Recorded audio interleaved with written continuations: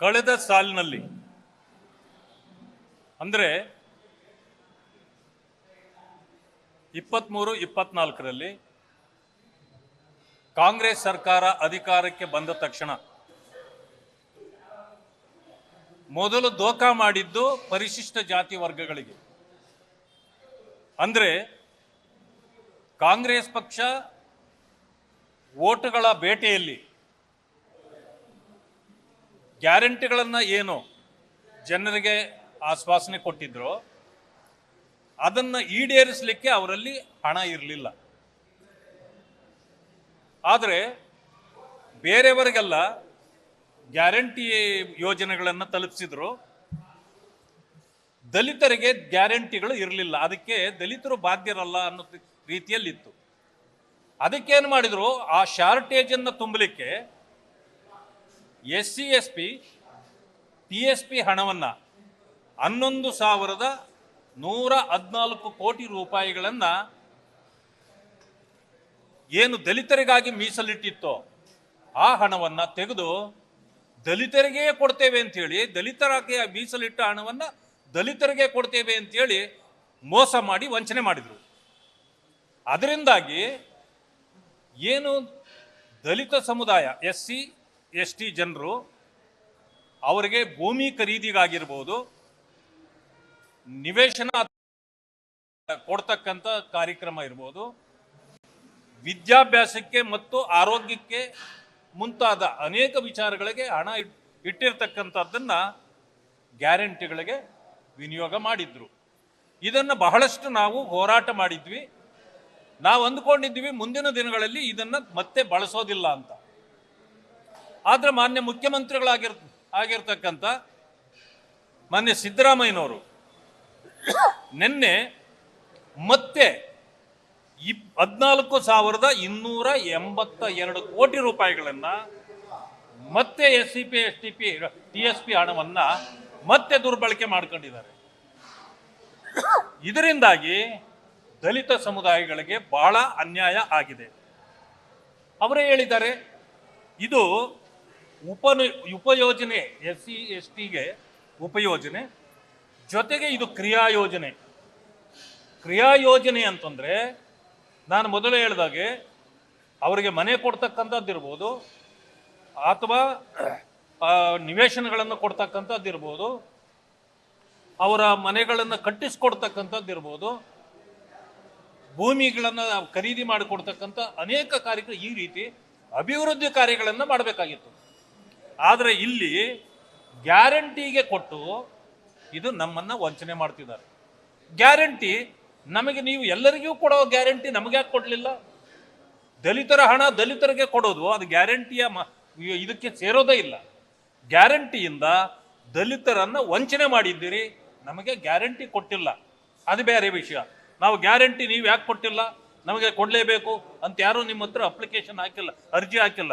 ಆದರೆ ಸಿದ್ದರಾಮಯ್ಯನವರು ನಿನ್ನೆ ಏನು ಹೇಳಿದ್ದಾರೆ, ಇಂದಿನ ವರ್ಷಕ್ಕಿಂತ 3,000 ಕೋಟಿ ಹೆಚ್ಚು ಹಣ ಅವ್ರಿಗೆ ಈ ಸಾರಿ ನಾವು ಕೊಟ್ಟಿದ್ದೇವೆ ಅಂತ ಹೇಳಿದ್ರು. ಎಲ್ಲಿ ಕೊಟ್ಟಿದ್ದೀರಿ ನೀವು 3,000 ಕೋಟಿ ಅಂದಮೇಲೆ? ನೀವು 14,287 ಕೋಟಿಯನ್ನು ಬೇರೆದಕ್ಕೆ ಬಳಸಿ 3,000 ಹೆಚ್ಚು ಕೊಟ್ಟಿದ್ದೇನೆ, 34 ಇಲಾಖೆಗಳಿಗೆ ಹಣ ಬಿಡುಗಡೆ ಮಾಡಿದ್ದೇವೆ ಅಂದರೆ ಅರ್ಥ ಏನು? ನಾನು ಮೊದಲೇ ಆಪಾದನೆ ಮಾಡಿದ್ದೇನೆ.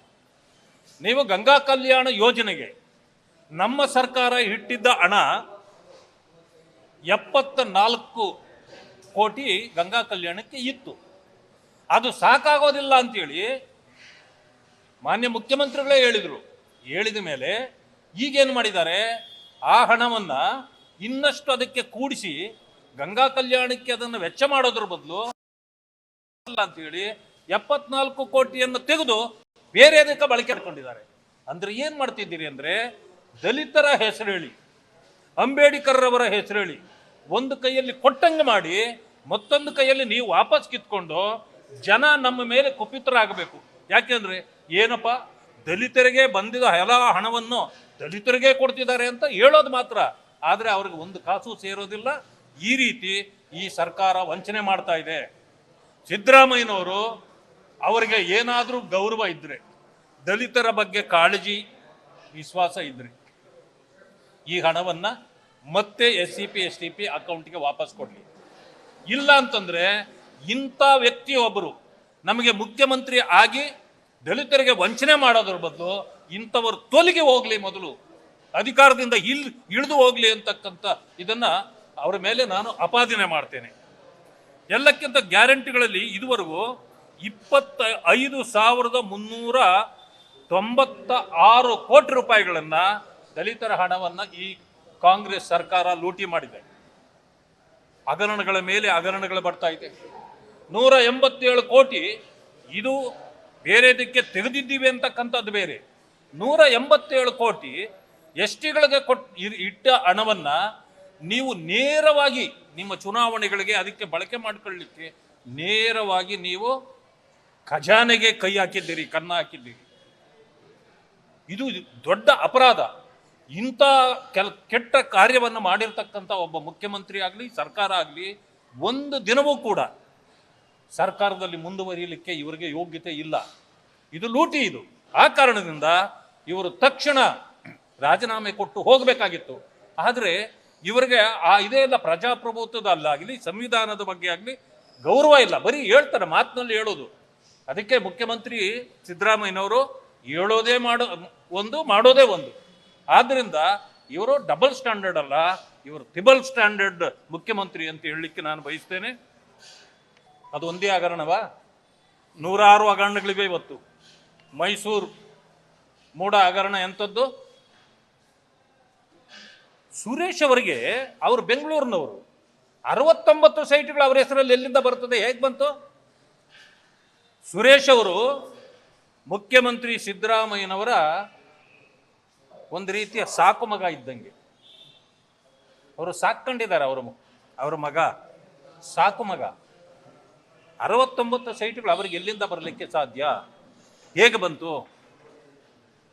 ಪಾರ್ವತಮ್ಮ ಅವ್ರದ್ದು ಈಗ 10 ಸೈಟ್ಗಳು ಅವ್ರ ಹೆಸರಲ್ಲಿ ಇದೆ ಅಂತ ಆಯ್ತು. ಅಂದಮೇಲೆ ಈಗ ಎಲ್ಲ ಲೇಔಟ್ಗಳಲ್ಲೂ ಲೇಔಟ್ ಮಾಡಿದ ಮೇಲೆ ಒಂದು ಕಡೆಯಲ್ಲಿ ಅವ್ರಿಗೆ ಸೈಟ್ ಕೊಡ್ತಾರೆ, ಯಾರಿಗಾದ್ರೂ ಕೊಡೋದಿದ್ರೆ. ಮಧ್ಯಂತರ ಸೈಟ್ಗಳನ್ನು ಹೇಗೆ ಹಂಚಲಾಯಿತು? ಕೊಡಕ್ಕೆ ಬರೋದೇ ಇಲ್ಲ ರೂಲ್ ಪ್ರಕಾರ. ಕಾರ್ನರ್ ಸೈಟ್ಗಳು, ಮಧ್ಯಂತರ ಸೈಟ್ಗಳನ್ನ ಆಕ್ಷನ್ ಹಾಕಬೇಕೆ ಹೊರತು ನೇರವಾಗಿ ಅಲಾಟ್ಮೆಂಟ್ ಮಾಡಲಿಕ್ಕೆ ಬರೋದಿಲ್ಲ. ಇದು ಹೌಸಿಂಗ್ ಬೋರ್ಡ್ನಲ್ಲಾಗಲಿ BDAನಲ್ಲಾಗಲಿ ಇರತಕ್ಕಂಥ ರೂಲು. ಹಂಗಿದ್ಮೇಲೆ ಹೆಂಗೆ ಮಾಡಿದ್ರಿ ನೀವು? ಅಂದರೆ ಕೊನೆ ಗಳಿಗೆಯಲ್ಲಿ ಹೆಂಗೋ ಇಳಿದು ಹೊರಟೋಗ್ತೀನಿ, ಹೋಗುವಾಗ ಒಂದಷ್ಟು ಲೂಟಿ ಮಾಡ್ಕೊಂಡು ಹೋಗ್ಬೇಕು ಅಂತೇಳಿ ತೀರ್ಮಾನ ಮಾಡಿಕೊಂಡು ಮುಖ್ಯಮಂತ್ರಿಗಳು ಇವತ್ತು ಲೂಟಿಗೆ ಇಳಿದಿದ್ದಾರೆ. ಈ ಲೂಟಿ ಮುಖ್ಯಮಂತ್ರಿಯವನ್ನ ಆದಷ್ಟು ಬೇಗ ಕಳಿಸ್ತಕ್ಕಂಥ ಕೆಲಸವನ್ನ ರಾಜ್ಯದ ಜನರು ನಾವೆಲ್ಲರೂ ಸೇರಿ ಮಾಡಬೇಕಾಗಿದೆ. ಇದನ್ನ ಇಷ್ಟಕ್ಕೆ ನಾವು ಬಿಡೋದಿಲ್ಲ.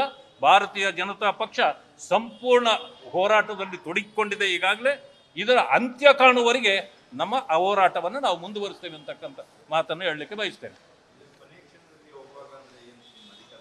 ಅರೇ, ಹೆಚ್ಚು ಕಡಿಮೆ ಮುಗ್ದೇ ಹೋಗಿದೆಯಲ್ರಿ ಆಯಸ್ಸು. ಎಲೆಕ್ಷನ್ಗೆ ನಾನು ನಿಲ್ಲೋದೇ ಇಲ್ಲ ಅಂತೇಳಿ 14ರಲ್ಲೇ ಹೇಳಿದ್ರು. ಅದಾದ್ಮೇಲೆ 2 ಸಾರಿ ಎಲೆಕ್ಷನ್ ನಿಂತರು. ನೋಡಿ, ಸಿದ್ದರಾಮಯ್ಯ ಅವರು ಹೇಳೋದೇ ಒಂದು, ಮಾಡೋದೇ ಮತ್ತೊಂದು. ಇದು ದೇಶಕ್ಕೆ ಗೊತ್ತಾಗಿರ್ತಕ್ಕಂಥದ್ದು. ನಾನು ಭ್ರಷ್ಟಾಚಾರ ಮಾಡೋದಿಲ್ಲ ಅಂತಾರೆ, ನಾನು ಒಪ್ತೇನೆ. ಯಾಕೆಂದ್ರೆ ಅವ್ರ ಕೈಯಲ್ಲಿ ಏನೂ ಮುಟ್ಟಲ್ಲ, ಎಲ್ಲ ಬೇರೆಯವ್ರ ಕೈಯಲ್ಲಿ ಮಾಡಿಸ್ತಾರೆ. ಒಂಥರ ಈಗ ಈ ಇವ್ರನ್ನ ಸುರೇಶ್ ಅವ್ರ ಕೈಯಲ್ಲಿ ಎಲ್ಲ ಮಾಡಿಸ್ತಾವ್ರೆ ಪಾಪ. ಇನ್ನೂ ಬೇರೆಯವರು ಇದ್ದಾರೆ. ಹಿಂದಿನ ಸರ್ಕಾರ ಇದ್ದಾಗೂ ಬೇರೆಯವರು. ಮಾನಸ ಪುತ್ರ ಸುರೇಶ್ ಅವರು ಇವತ್ತು ಎಲ್ಲ ಕೆಲಸಗಳನ್ನು ಮಾಡಿ ಅವ್ರ ಖಜಾನೆಯನ್ನು ತುಂಬಿಸ್ತಾ ಇದ್ದಾರೆ. ಆದ್ರಿಂದ ಇವತ್ತು ನನಗೆ ಆಶ್ಚರ್ಯ ಆಯಿತು. ಯಾವುದೇ ಕಡತಗಳು ಸಿಗ್ತಾ ಇಲ್ಲ. ಇದು ಹೊರಗಡೆ ಬಂದ ತಕ್ಷಣನೇ ಸುಮಾರು ಜನರನ್ನ ನೀವು ಟ್ರಾನ್ಸ್ಫರ್ ಮಾಡಿಬಿಟ್ರಿ. ಆದರೆ ಅಲ್ಲಿ ಏನೂ ನಡೆದೇ ಇಲ್ಲ ಅಂತೇಳಿ ಸುರೇಶ್ ಅವರೇ ಹೇಳ್ತಾವ್ರು ಇವತ್ತು ಅಂತಂದ್ರೆ ಆಶ್ಚರ್ಯ ಆಗುತ್ತೆ. ನಡೀದೇ ಇದ್ರೆ ಇನ್ನೊಬ್ರು ಹೇಳಿದ್ದಾರೆ ಈಗಾಗಲೇ 848 ನಿವೇಶನಗಳು ಈ ರೀತಿ ಬೇರೆಯವ್ರಿಗಾಗಿದೆ. ಒಂದಲ್ಲ ಎರಡಲ್ಲ, 848. ಇದರ ಪ್ರಕಾರ ನನಗನ್ಸ್ತದೆ 5 ರಿಂದ 6 ಸಾವಿರ ಕೋಟಿ ಈ ರೀತಿ ಇಲ್ಲಿಂದ ಲೂಟಿ ಆಗಿರ್ತಕ್ಕಂಥದ್ದು. ಇದರಲ್ಲಿ ಬಹಳ ಅನುಭವ ಇದೆ ಮುಖ್ಯಮಂತ್ರಿಗಳಿಗೆ. ಯಾಕೆ ಅಂತಂದ್ರೆ ರೀಡು ಮಾಡಿದ್ರಲ್ಲ ಬೆಂಗಳೂರಲ್ಲಿ, ಇಲ್ಲಿ ರೀಡು ಮಾಡಿದ್ರಲ್ಲ, ಅದು ಸೇಮ್ ಆ ರೀಡು ಅದು. ಇಲ್ಲೊಂದು ಮೊದಲು ಹೇಳ್ತಿದ್ರು ಬೇರೆಯವರು, ನನಗೆ ಗೊತ್ತಿಲ್ಲ, 8ರಿಂದ 10,000 ಕೋಟಿ ಲೂಟಿ ಇಲ್ಲಾಗಿತ್ತು ಅಂತ. ಈಗ 6ರಿಂದ 7,000 ಕೋಟಿ ಅಲ್ಲಿ ಲೂಟಿ ಆಗಿದೆ. ಅರ್ಕಾವತಿಯಲ್ಲಿ ಮೊದಲು ಮಾಡಿತ್ತಲ್ಲ, ಇಲ್ಲಾಗಿತ್ತಲ್ಲ ರೀಡು, ಅದು ಅಲ್ಲಲ್ಲಿಗೆ ಬಿಟ್ಟು ಹೋಗಿತ್ತು. ಅವರೇ ಕೆಂಪಣ್ಣ ಆಯೋಗ ಮಾಡಿದ್ರು, ಅವರೇ ಸರ್ಟಿಫಿಕೇಟ್ ತಗೊಂಡ್ರು. ಇಲ್ಲೂ ಈಗ SIT ಕೊಡ್ತೀವಿ ಅಂತಾರೆ, ಇಲ್ಲ ಅಂತಂದರೆ ಅಧಿಕಾರಿಗಳೇ ಮಾಡ್ತಾರೆ. ಯಾವ್ದು ಮಾಡ್ತಾರ್ರಿ? ನಿಮಗೆ ತಾಕತ್ತಿದ್ರೆ, ನಿಮ್ಮದು ಏನೂ ಇಲ್ಲ ನಂದು ಅದರಲ್ಲಿ ಅನ್ನೋದಾದರೆ ಕೊಡಿ CBIಗೆ, ನಿಮ್ಮ ಬಂಡವಾಳ ಹೊರಗೆ ಬರುತ್ತೆ. ಆದರೆ ನೀವೇ 4 ಯಾವುದೋ ಒಬ್ಬರನ್ನ ಕಮಿಷನ್ ಮಾಡ್ತೀರಿ, ಇಲ್ಲ ಅಂತಂತಂದರೆ ಒಂದು ಎನ್ಕ್ವೈರಿ ಕಮಿಟಿ ಮಾಡ್ತೀರಿ, ಅವನು ಬಂದು ನಿಮಗೇನು ಕೊಡ್ತಾರೆ? ನಿಮ್ಮ ಅಡಿಯಾಳಾಗಿ ಕೆಲಸ ಮಾಡ್ತಕ್ಕಂಥ ಯಾವುದೇ ವ್ಯಕ್ತಿ ನಿಮ್ಮ ವಿರುದ್ಧವಾಗಿ ಇದು ಒಂದು ವರದಿ ಕೊಡಲಿಕ್ಕೆ ಸಾಧ್ಯ ಇದೆಯಾ? ಆದ್ದರಿಂದ ಈ ಮುಖ್ಯಮಂತ್ರಿಗಳು ಹೇಳೋದೇ ಒಂದು, ಮಾಡೋದೇ ಒಂದು. ಆದ್ದರಿಂದ ಇವರು ಆಯಸ್ಸು, ರಾಜಕೀಯ ಆಯಸ್ಸು, ಬೇರೆ ಆಯಸ್ಸಲ್ಲ. ಪಾಪ ಅವರು ಬಹುಕಾಲ ಬದುಕಿರಲಿ, ನಾನು ಆರೈಕೆ ಮಾಡ್ತೀನಿ. ರಾಜಕೀಯ ಆಯಸ್ಸು ಹೆಚ್ಚು ಕಡಿಮೆ ಮುಗಿದಿದೆ, ಅಂತ್ಯಕಾಲ ಬಂದಿದೆ.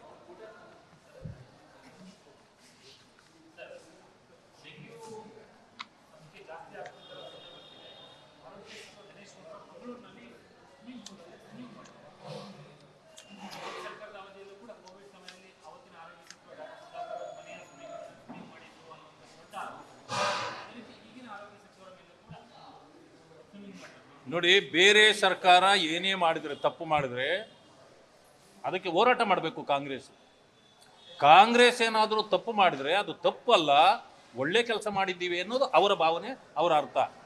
ತಪ್ಪು ಯಾರು ಮಾಡಿದ್ರು ತಪ್ಪೇ. ಇವತ್ತಿನ ದಿವಸ ಜನ ಸಾಯ್ತಾ ಇದ್ದಾರೆ. ಈಗ ತಾನೇ ಡಾಕ್ಟರ್ ಮಂಜುನಾಥ್ ಅವರು ಬಂದಿದ್ರು, ಅವ್ರು ಹೇಳಿದರು ಇದು ಡೆಂಗ್ಯೂಗೆ ಔಷಧಿ ಇಲ್ಲ, ನೀವು ಔಷಧಿ ಇದಕ್ಕೆ ಚಿಕಿತ್ಸೆಗಿಂತ ಹೆಚ್ಚಿಗೆ ಸೊಳ್ಳೆಗಳಿಗೆ ಚಿಕಿತ್ಸೆ ಕೊಡಬೇಕು. ಅಂದಮೇಲೆ ಏನು, ಸೊಳ್ಳೆ ಉತ್ಪತ್ತಿ ಆಗದೆ ಇರೋ ರೀತಿ ನೋಡ್ಕೊಳ್ಬೇಕು, ಆ ಸೊಳ್ಳೆಗೆ ಔಷಧಿ ಹೊಡಿಬೇಕು. ನಮಗೆ ಬೆಂಗಳೂರು ಸುತ್ತ ನಾವು ನೋಡ್ತಿದ್ವಿ, ಮೊದಲು ಎಲ್ಲಿ ನೋಡಿದ್ರು ಬೆಳಗ್ಗೆ ಹೊತ್ತು ನಮ್ಮ ಕರ್ಮಚಾರಿಗಳು ಬಂದು ಔಷಧಿ ಹೊಡೆಯೋದನ್ನು ಕಾಣ್ತಿದ್ವಿ. ಈಗ ಎಲ್ಲಿದೆ?